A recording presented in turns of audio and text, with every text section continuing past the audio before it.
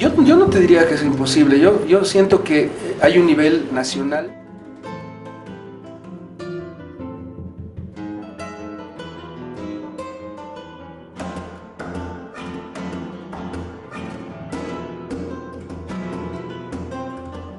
Que ya se ha pronunciado del Tribunal Constitucional y que es nuestra última instancia. Pero tú sabes que tienes el sistema interamericano, tienes la comisión, yo no creo que la comisión funcione, pero tienes también la corte, tienes opiniones consultivas, y algún momento va a terminar de pronunciarse el sistema interamericano sobre el artículo 23 del pacto, lo que tú dices, derecho a ser candidato eterno, sí. Pero que no es eso, ¿no? Yo creo que eso es no es una precisión jurídica, yo creo que en realidad se trata del derecho que tienen los ciudadanos de elegir a quien quieran, que es diferente. Lo que me estás planteando es, Evo, tengo derecho a ser elegido siempre. No, en realidad es un derecho del país a elegir al que le parezca mejor en la conducción de su destino. Ese para mí es el derecho.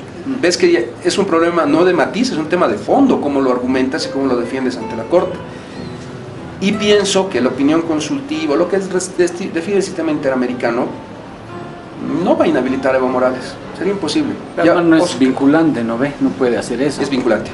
La Corte Interamericana es vinculante. Sí, porque si no, es vinculante. Pero ya ha tenido casos similares. Ha tenido el tema de Oscar Arias, Corte Interamericana de la Derechos OEA. Humanos. Sí. Sí. Yo creí que no era, pero andan diciendo que no es. No es vinculante. Las opiniones y las sentencias son vinculantes. Sí. Además, sumale el hecho de... Pero Oscar Arias ha hecho lo mismo que Evo Morales y ha estado presidente. Y Daniel Ortega también, y el presidente de Honduras también. O sea, no es el primer caso que llega. Pero vámonos al tema de fondo. ¿Cómo se interpreta el artículo 23 para la Corte? Dos casos: Yamatas, pueblo indígena en Colombia; López, Venezuela. Aquí lo que ustedes deberían haber hecho, si querían respetar su constitución, es una asamblea constituyente, porque ese artículo 168 y el 23 son aspectos que son parte del núcleo duro de nuestra constitución. Solo una asamblea constituyente los puede tocar, pero no lo van a inhabilitar Evo Morales. Van a dejar que participe, pero nos van a obligar a que hagamos de una vez una asamblea constituyente y definamos como la gente, como dice nuestra constitución, qué hacemos con la reelección. Y me parece que es bien coherente lo que ha hecho el Tribunal Constitucional, que no declaró inconstitucional, dijo es inaplicable. Entonces, no subestimes a los juristas del MAS, porque no son, yo les tengo mucho respeto y han hecho las cosas pensando, creo que hay muchos escenarios y se ha hecho cosas interesantes, pero sí coincido contigo, lo mejor era tal vez una renuncia habilitante, que el presidente diga, ya voy de candidato y el que quiera ganarme, que me gane con votos. Tal vez no era bueno meterlo jurídico. O hacer un nuevo referéndum. Tal vez lo habían perdido, era un error. Pero te metes a hacer trabajo, porque yo sí subestimo completamente a los abogados del MAS. ¿Sabes por qué? Porque justamente el problema fundamental son ellos. O sea, yo lo veo personalmente, mira, desde una perspectiva política. O sea, a mí me parece que, a ver, ¿cómo se te puede ocurrir que en Bolivia no hagas un trabajo mínimo, ya no diríamos revolucionario, no, por lo menos de conducción política de las transformaciones sociales, ¿me entiendes?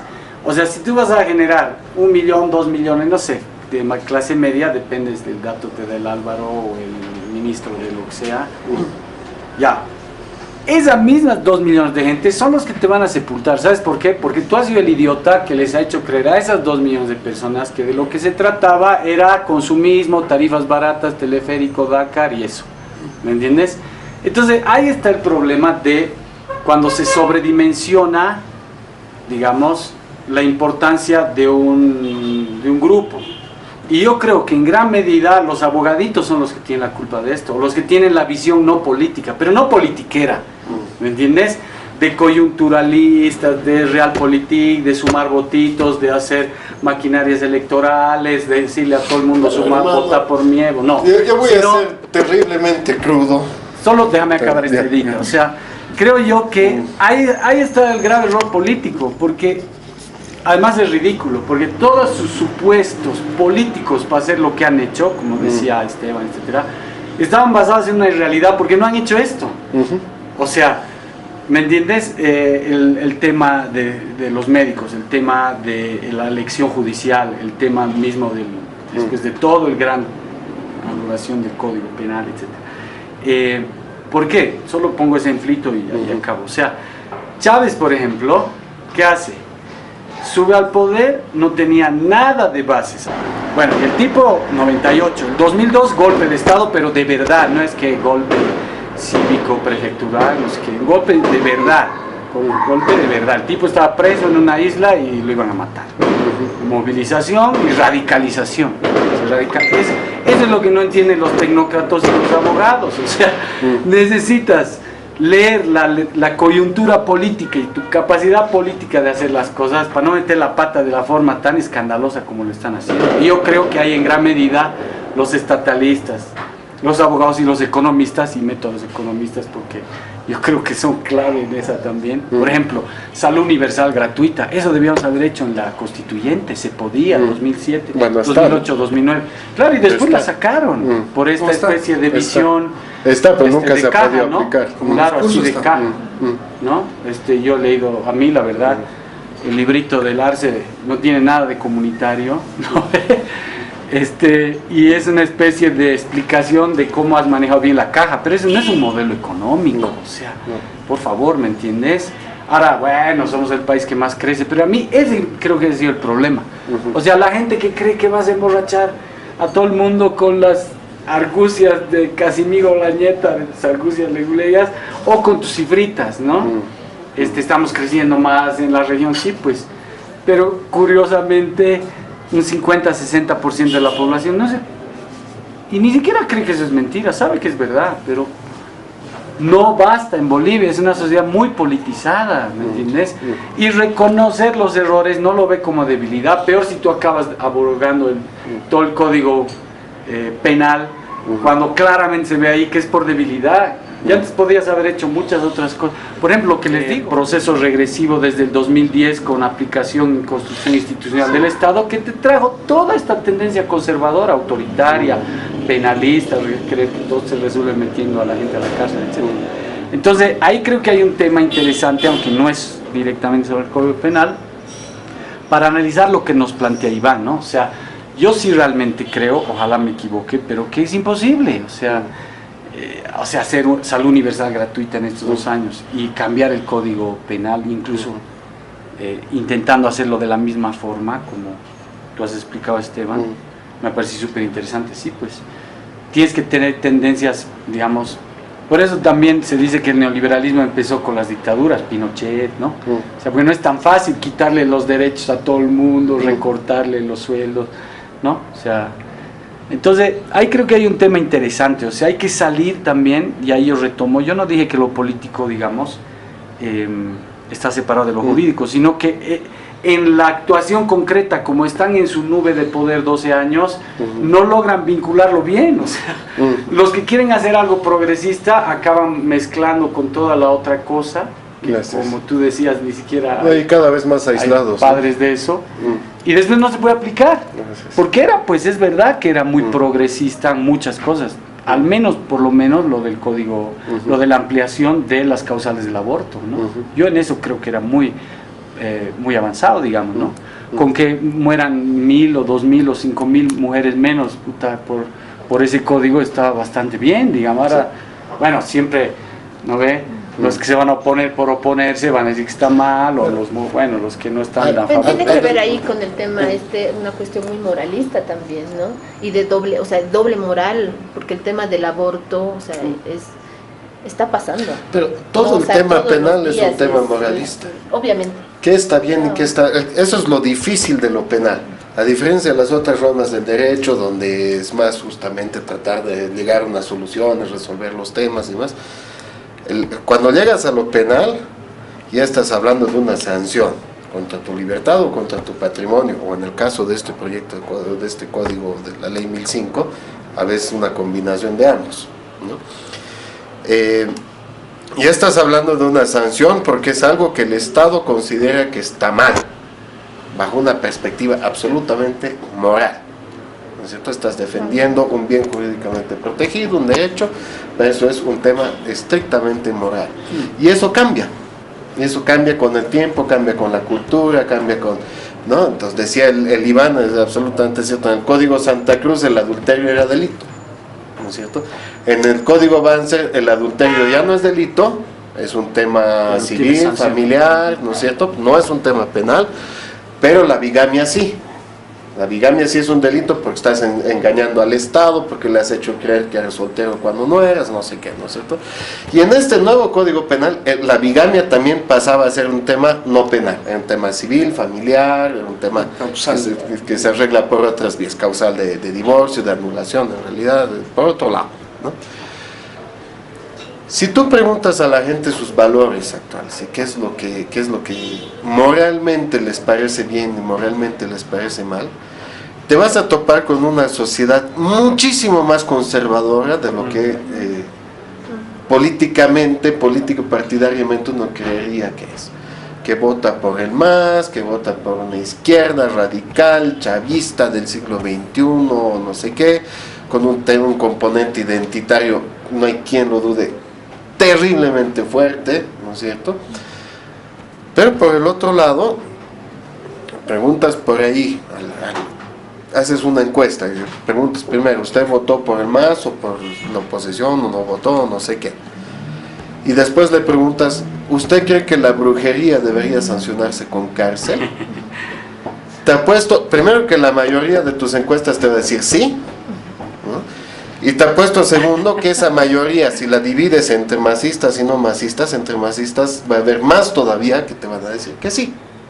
Más punitivistas. Es mucho más, ¿no? Y el MAS aprovechó políticamente muchísimo de eso, muchísimo. Por eso hablaba hace rato del populismo penal. O sea, ves los canales de televisión, ¿no? Estatales, paraestatales o de cualquier otra forma, ¿no es cierto? ¿A qué dedican la enorme parte de su tiempo? Mayor parte de su tiempo es a la crónica roja, ¿no? A generar sensación de inseguridad. ¿Qué es lo que hace el populismo penal? Se aprovecha la sensación de inseguridad para aumentar el poder.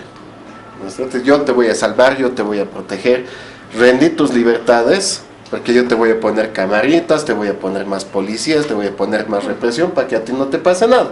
Entonces tú tienes que rendir libertades para aumentar el poder. Pero además hay un tema adicional. Los medios, paraestatales o no, tienen terror de hablar de política. Terror. Entonces pues quieren hablar de cualquier otro tema. Saben que tienen que hablar eventualmente de política, pero así de pasadita, ¿no? Cuando nadie está viendo. Y después crónica roja, crónica roja, crónica roja. Porque nadie te va a decir no estoy de acuerdo, nadie te va a decir mentira es, nadie te va a decir, ¿no? Está mostrándote al muerto ahí, ¿no? O sea, y eso genera un ciclo que se reproduce muy, muy, muy fuerte. Tienes una muy alta sensación de seguridad, muchísimo, pero 3-4 veces más alta que el nivel real de delictividad. La sensación de inseguridad, si hemos llegado a un pico en 2009, que realmente el nivel de inseguridad efectiva, estadística, ¿no es cierto?, ha llegado hacia un pico histórico. De ahí ha bajado, ¿no es cierto? Pero preguntas a cualquiera en la calle te va a decir estamos peor que nunca.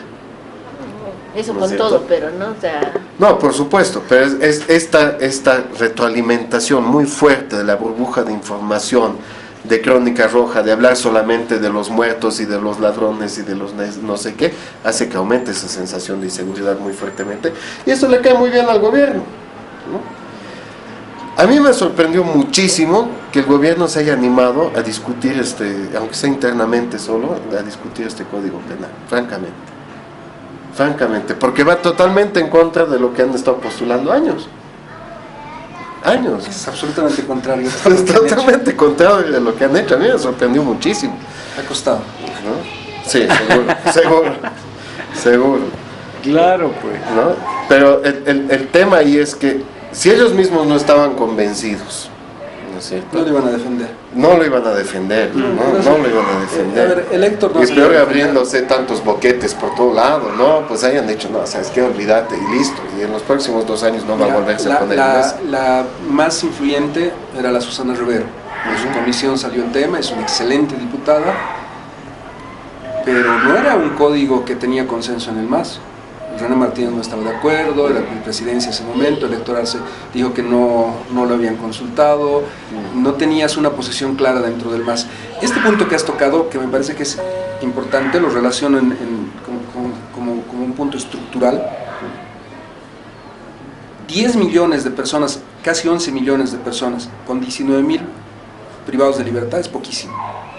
O sea, si comparamos en las cifras del mundo, Bolivia siempre está en un buen lugar en estas tasas, salvo el tema de accidentes de tránsito, salvo el tema de negligencia médica, eso es justamente lo que estábamos queriendo arreglar, pero en los demás casos, hasta robos, violencia, no tenemos tanto problema.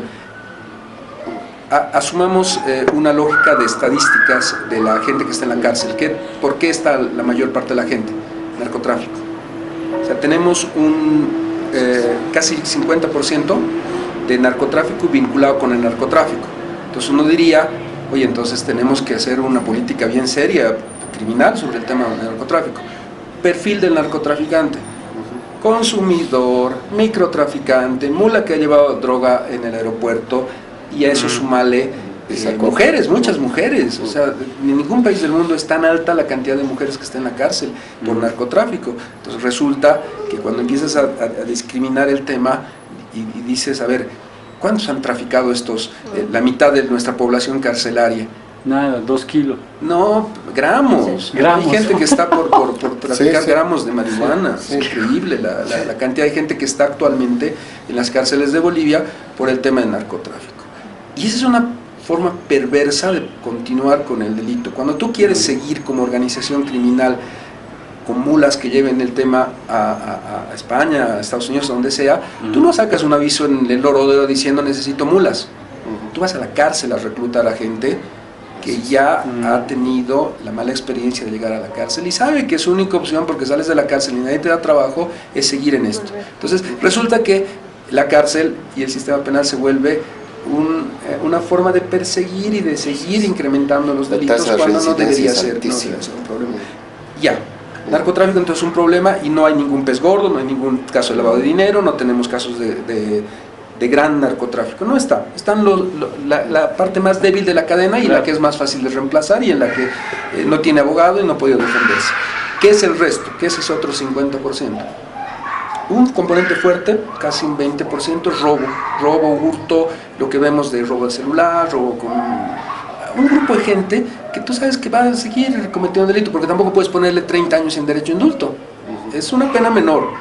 Y es la gente que cuando hay tantos indultos que ha sacado nuestro presidente, es la primera en salir porque su pena no es tan alta.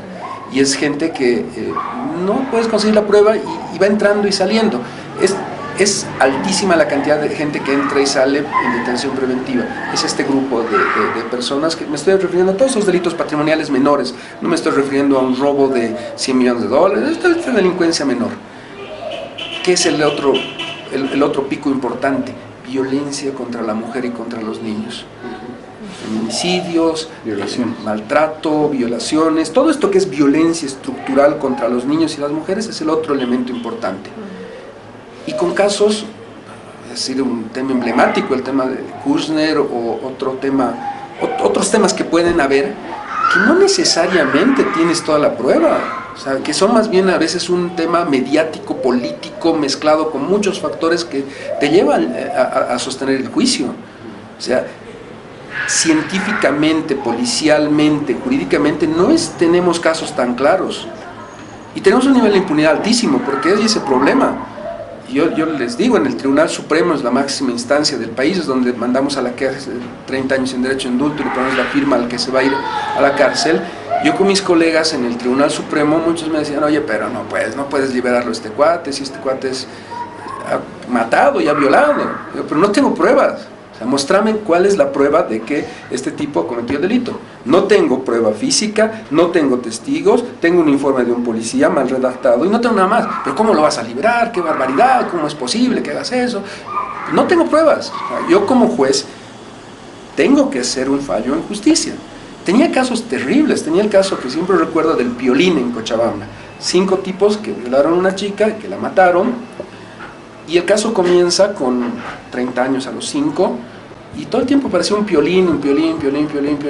Si tú revisas todo el expediente, y el Piolín lo había dicho en su declaración, él no estaba.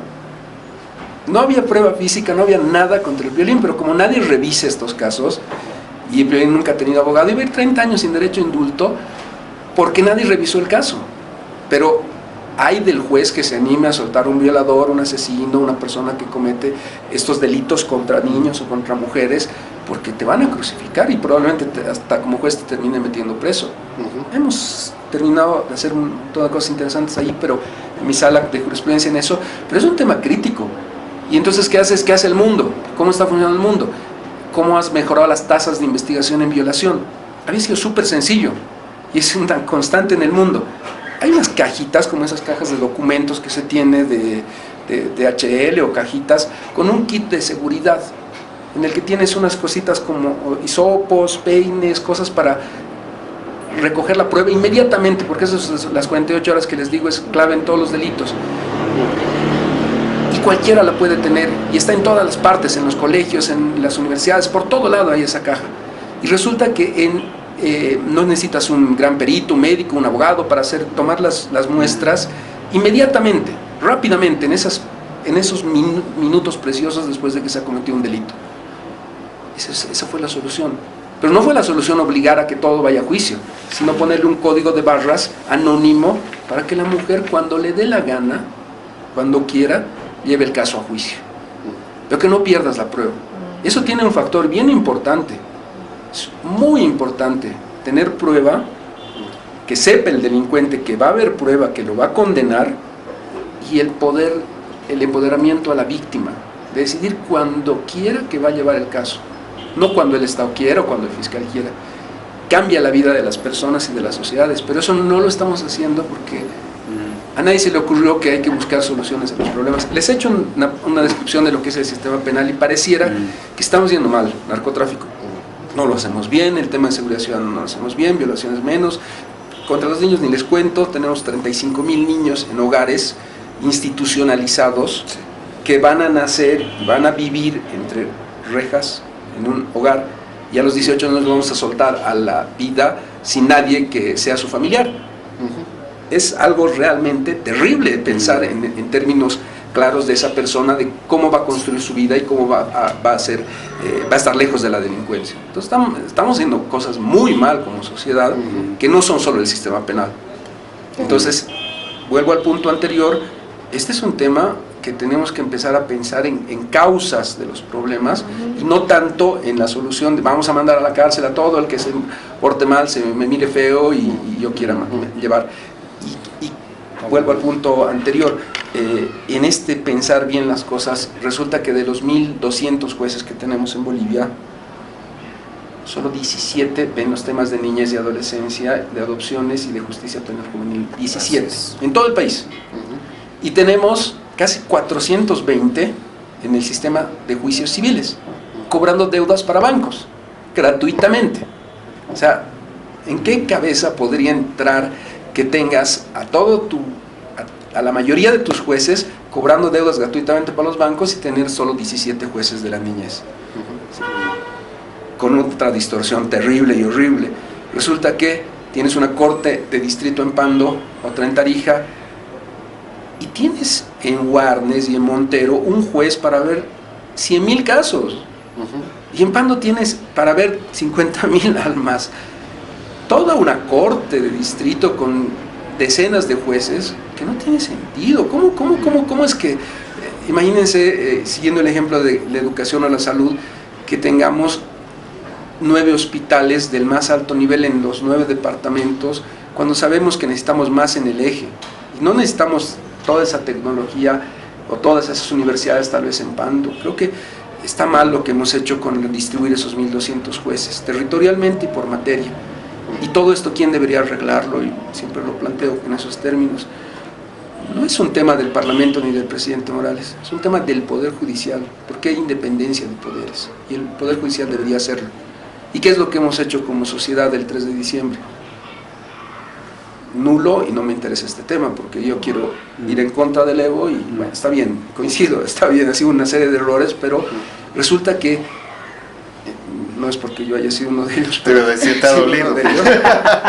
El tema fue que hubo esta vez un proceso interesante de selección, y les digo, los 5 primeros del Tribunal Constitucional, por ejemplo, los que sacamos la nota más alta y teníamos el currículum más alto, fueron los que perdimos más estrepitosamente. Nos han dado con todo, hemos perdido pero mal. ¿Y no ha salido elegido vos? No. En realidad salió elegida aquí la persona que nunca fue a ninguno de los debates y que nadie sabe. Sí, pero a veces consigna también, pues. Bueno, no voy a decir. Pero es que el tema ha sido el mismo tema. Termino con eso. El voto nulo lo que hace es que los grupos corporativos fuertes tengan su magistrado. Exacto. Claro. Así es el mismo tema, de nuevo. No había posicionamiento, no había debate, nadie sabía quién era quién. Nadie se ha dado trabajo de investigar. El voto nulo estaba mal. Ese es el tema, es la sociedad que no escucha, que se hace manipular, y algunos y de derecha, íbamos a decirlo, ¿no? Conservadores de derecha, que no les importa, ya por un tema de racismo también, que sigue el presidente Evo ahí, aprovechan este tipo de circunstancias. A mí me pareció terrible el tema de... Pero claro, ¿quién lo ha vuelto? Es un plebiscito hacia el propio gobierno. Sí, igual que el 29. De nuevo es un tema de oportunidades.